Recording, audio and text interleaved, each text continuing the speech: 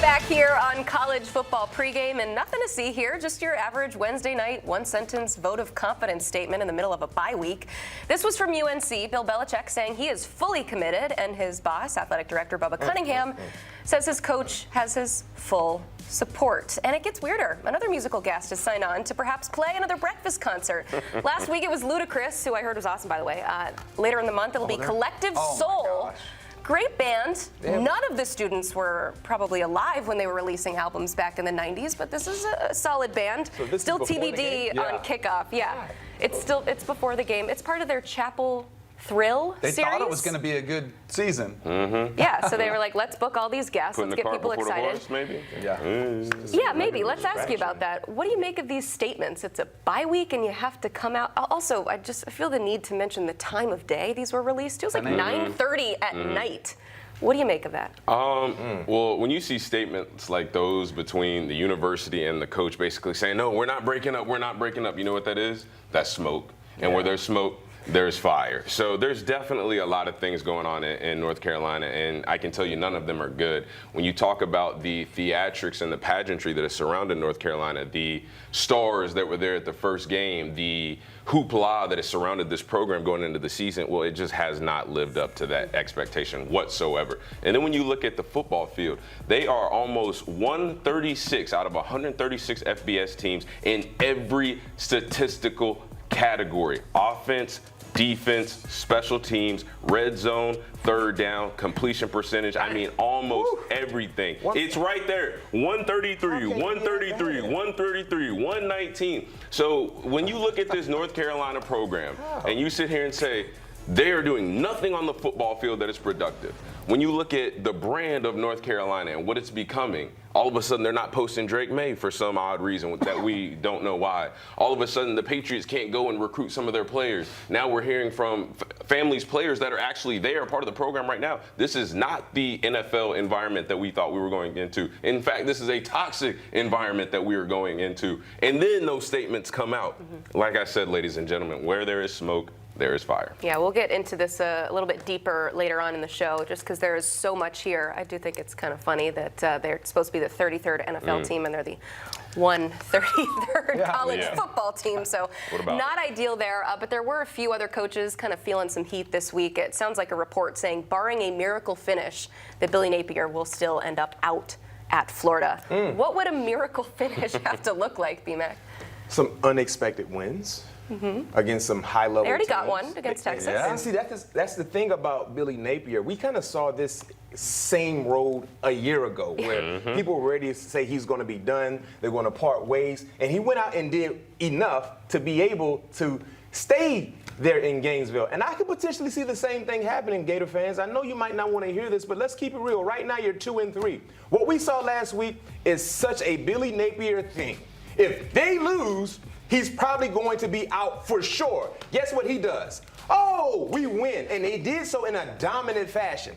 I don't know if there's another team in college football that's more battle-tested than the Florida Gators. So with that being said, there's always a reason of hope for them. Now, guess who they have today?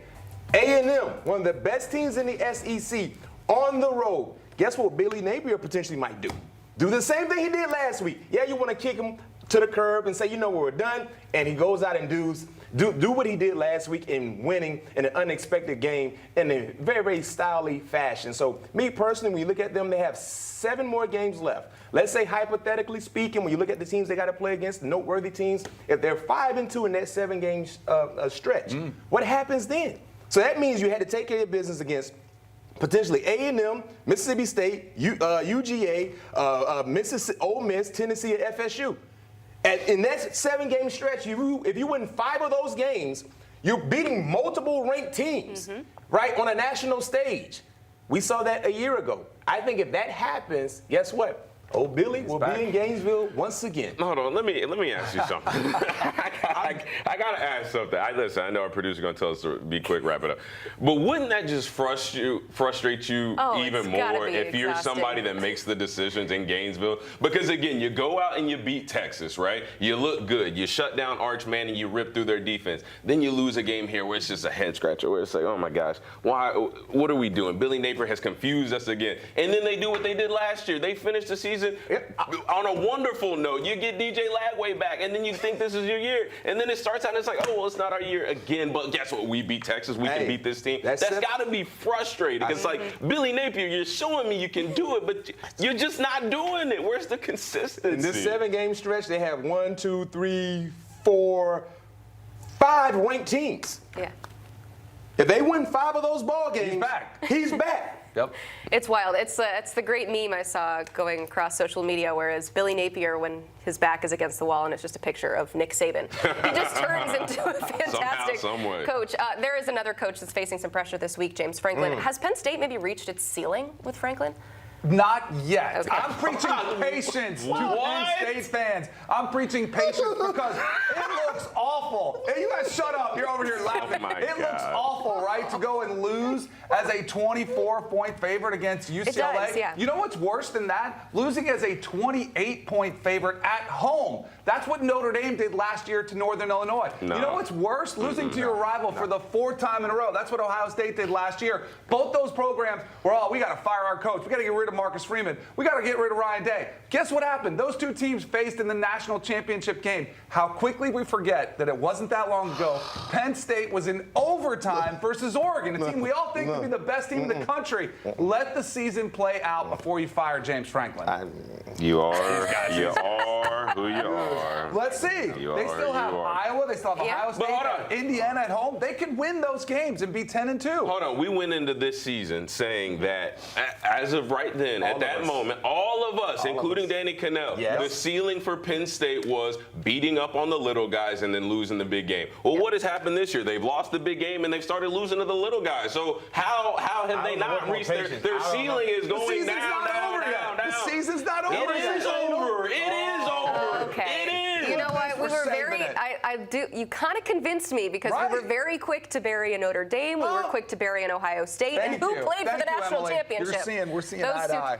You know what? I usually lean more towards patience. I do like that I asked you that question. We got to see the reaction from these guys. We have a lot more to discuss here on College Football Pregame, like some injury reports across the sport. We'll bring it to you next.